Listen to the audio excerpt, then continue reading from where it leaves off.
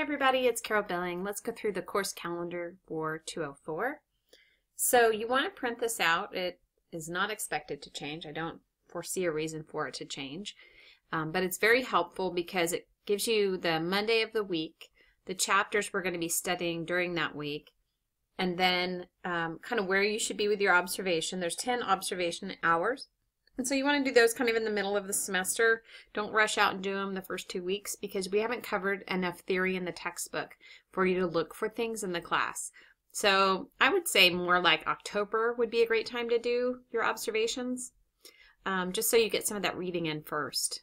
And then here it shows you with check boxes each thing that you're supposed to do in Blackboard, and so you can check those things off. And then it gives you the Monday deadline that all of these things in this row should be done. Now, one thing that's different this year than in past years is that I've moved all of my direct instruction to an external website, and so you'll see it's linked right here. It's carolbilling.weebly.com. I know, very exciting title. And when you go there, I'm going to show this website to you in the Blackboard tour video, but you'll see that I've sort of broken it in half. So instead of like going to class, you're going to go to this website. And that's where I'm going to have direct instructions, lectures, links to resources and information about whatever we're studying for the week. But you'll go back to Blackboard to actually do any assignments or work. So it's sort of like your homework and your assignments are in Blackboard, but all of your direct instruction, resources, support information, all of that is in Weebly. And there's a couple reasons why I've moved to using Weebly. Most importantly, when I set it up one time, it's set up. So every semester, instead of going in and trying to fix it because you have to import your course each semester, I get to spend that time actually finding new content. So I had an opportunity to go through some of it this time, and I was building the pages, so it took a little bit longer, but I could at least look and see like when links weren't working and when like an article I'd posted was getting too old. So I'm really excited about spending the time having better quality content and not refixing links all the time. So I'm super excited actually about this Weebly website. So my direct instructions in Weebly, but you still do all the assignments in Blackboard. And this really simplifies Blackboard. So you'll see that when we do the Blackboard tour. So I have assignments, the assignments buttons, and then everything in the whole course is just stacked up. So you can see everything you're going to do for the whole assignment. And then I haven't decided if they'll go away after they're due or I'll just move them to the bottom of the assignments folder. I haven't quite decided how I'm going to do that yet, but you kind of get the idea where it's just trying to simplify where you do your work versus where you do your like instructional learning. Not that you don't learn when you do work, because you do, but you get what I'm saying. All right, I'm going to stop rambling then and go on. So I highlighted the SIB stuff. So your first journal is here, and then you have the remaining 5 total.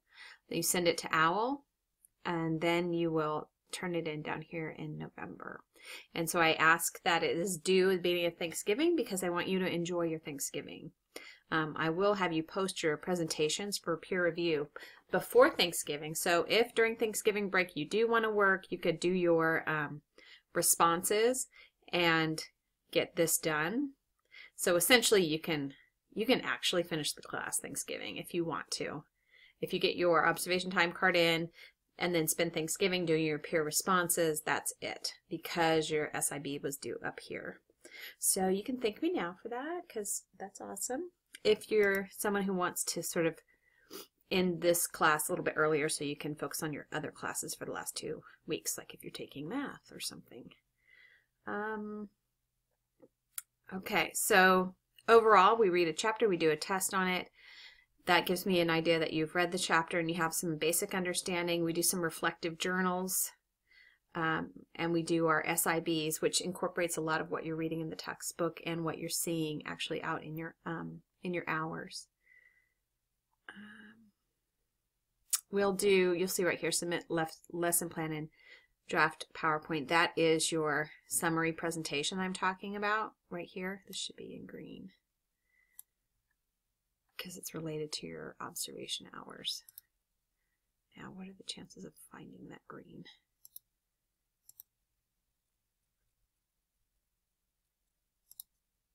Is that, oh yeah, too dark.